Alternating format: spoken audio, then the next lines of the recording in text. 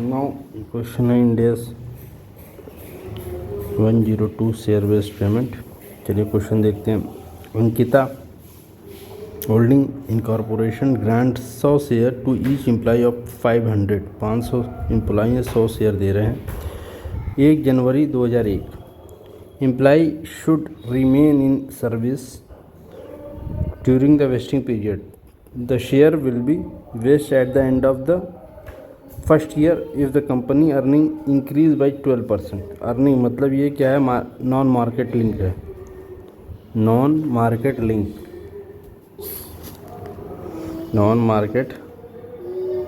Link condition है, ठीक है। Second year if the company earning increase by more than 20% over the 2 year period। Third year if the company earning increase by more than 22% over the 3 year period। The fair value per share at the grant date is 122 रुपया पर share. In 2001 earning increase by 10%। तो यहाँ पर देखिए पहली condition जो है क्या कह रहा है, पहली कंडीशन क्या थी इसकी, 12% more than increase by 10%। 29 employ left. The company expect the share to vest at the end of 2002 and that additional 31 employee will leave by then। So 440 employee are expected to remain, ठीक है। at the end of 2002 earning increased by 18%, so the share did not waste। only 29 employee left, ठीक है। Instead 31 estimated, पहले estimate 31 किया था लेकिन only 29 ही left किए। The company now expect another 23 will be leave in 2003 and believe the performance target will be achieved then. At the end of 2003 only 21 employ left and the performance target was achieved. Requirement determine expense for the year and pass journal entry. Summary of question देख लीजिए। क्या company granted 100 share to 500 employ, total 50,000 share. Grant date 122 रुपये था। Wasting condition क्या थी, based on the company earning 12%, 20% और 22% first second third year में। Employ leave 29 not expected 31 और 21 लीव। टोटल फाइनल एम्प्लॉय जो है लीव करे हैं वो आपके जो है टोटल कितने हो गए, ये 29 प्लस 21 79 एम्प्लॉय लीव कर दिए। 500 में से 79 घटा देंगे तो 421 बचेगा। Performance condition met in 2003। Share vest task calculate share based payment expense allocation for the year and pass journal entry. Now इसमें देखिए हम जो 1/2 लिए हैं, 1/2 जो फर्स्ट ईयर में लिए गए हैं तो उसके बारे में हम बता दे रहे हैं क्वेश्चन में। So explain 1/2 once again.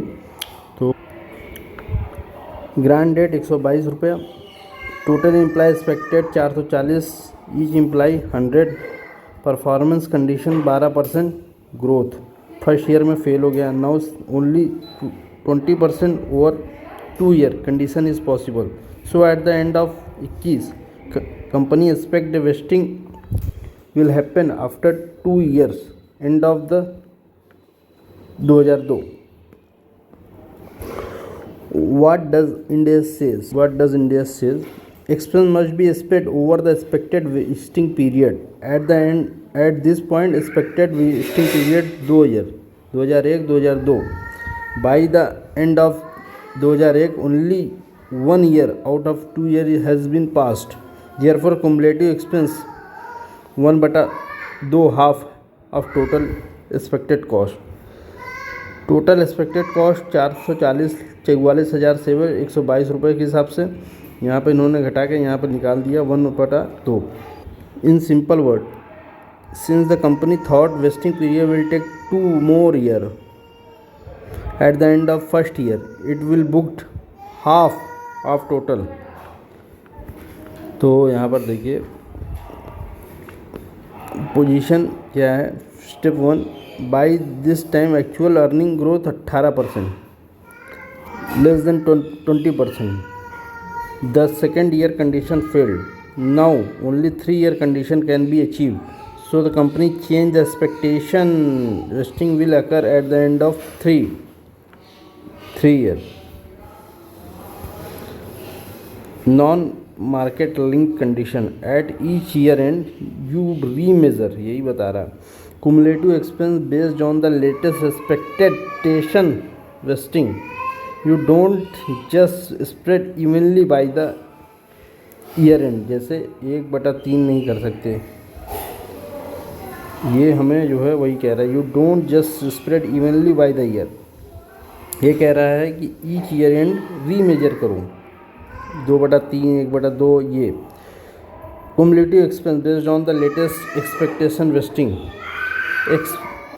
You just don't spread evenly. The expense of cumulative year, current year cumulative expense minus already recognized. मतलब जो आपने जो है ये किया था 2684/2, ये 53,64,000 आया था, उसको 1/2 कर दिया था। ये आ गया था आपका 26,84,000, ये 1/2 करना है। तो आपको जो यहाँ एक्सपेंस ऑलरेडी वही 26,84,000 कुमुलेटिव एक्सपेंस से कर देंगे माइनस। अब देखिए how to cumulative is calculated. यहाँ पर 419 यहाँ पर निकाल लिया। ये जो है 419 एम्प्लॉई मतलब बचेंगे 500 रुपये के हिसाब से, 122 से गुणा कर देंगे फेयर वैल्यू से। By the end of the year second year out of third year इतना।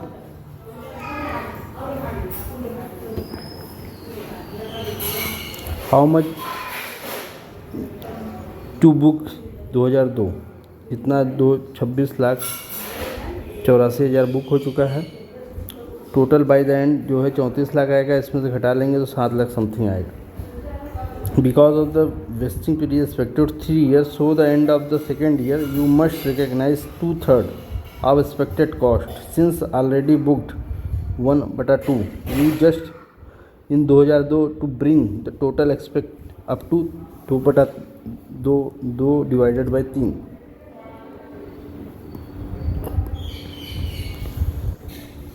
Position at the end of 3 year, target achieve हो गया है, परफॉर्मेंस कंडीशन मेट हो गई है। 23 जो है टोटल जो 419 एम्प्लॉई हैं इतना है, और यहाँ पर 3 ईयर का है तो आपका जो है फुल 100% रिकग्नाइज कर देंगे।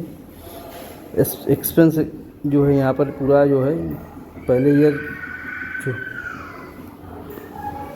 ईयर जो है इतना था, सेकेंड ईयर इतना था, थर्ड ईयर इतना था। जनरल एंट्री पहले ईयर की क्या होगी 26 लाख की। Expense compensation expense employee compensation expense to share based payment reserve, share based payment reserve, यही दूसरे साल होगा, यही तीसरे साल होगा। और लास्ट में इसकी जो है शेयर बेस्ड पेमेंट की जनरल एंट्री सिक्योरिटी प्रीमियम से कर देंगे 22 इंटू 419 इंटू 100, इस तरह से होगा। because end of the third year vesting period is confirmed, so we must recognize 100% of total cost। अब यहाँ पर देख लीजिए सब दे रखा है। फर्स्ट ईयर में 10% था, 12% टारगेट फेल हो गया, 2 ईयर लिया गया, 440 एम्प्लॉई थे। थर्ड ईयर 18% था, 20% लेना था, टारगेट फेल हो गया। एक्सपेक्ट 3 ईयर यहाँ पर लिया गया। अर्निंग 22% और ये 22% बढ़ गया। 22% का टारगेट जो है अचीव हो गया, यहाँ पे अचीव हो गया। तो यहाँ पर जो 419 जो है यहाँ पर रिकग्नाइज कर दिया। यहाँ पे अमाउंट जो है यहाँ पर first year second year third year total 51,11,800, 51,11,800। Journal entry जो है ये आपकी होगी employ compensation share based reserve, employ compensation share based reserve, share based reserve, employ compensation, share based reserve, employ compensation, share based reserve at the vesting date, जिस दिन wasting होगी, जिस दिन अलॉटमेंट होगी, डेबिट कर देंगे लाइबिलिटी को और शेयर कैपिटल जो है इशू कर देंगे। लॉजिक क्विक रिवीजन के लिए, each year revise expected vesting period, eligible employ, recognize cumulative cost, total expected cost, period completed divided by total expected period, expense for current year, cumulative till date already recognized, continue adjustment until condition finally met। यही अगर देखिए, अगर ये third year में भी condition fulfil ना होती, third year में कंडीशन फुलफ़िल नहीं होती तो क्या होता। देखिए, here nature of condition, here the performance target 22% is non market list condition, this means this affect whether share are vest और not, but it is not included in fair value at the grant date. Accounting rule 102 क्या कह रहा है, if vesting condition is not satisfied, then share vest and any expense recognized must be fully reverse, इसको fully reverse कर देंगे, meaning all expense compensation recognized in first second year third year first year or second year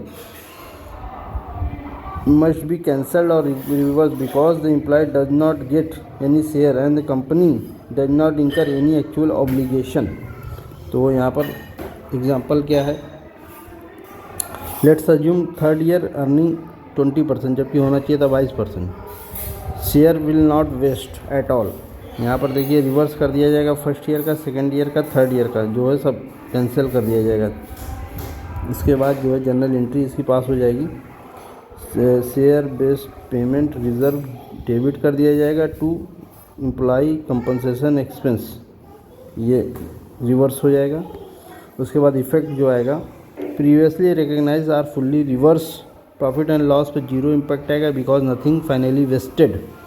share issued do not change in share capital, no change in share capital, ठीक है, share के capital में कोई भी equity share issue नहीं होगा तो यहाँ पर कोई जो है कोई शेयर नहीं, बैलेंस शीट पर कोई इफेक्ट नहीं आएगा।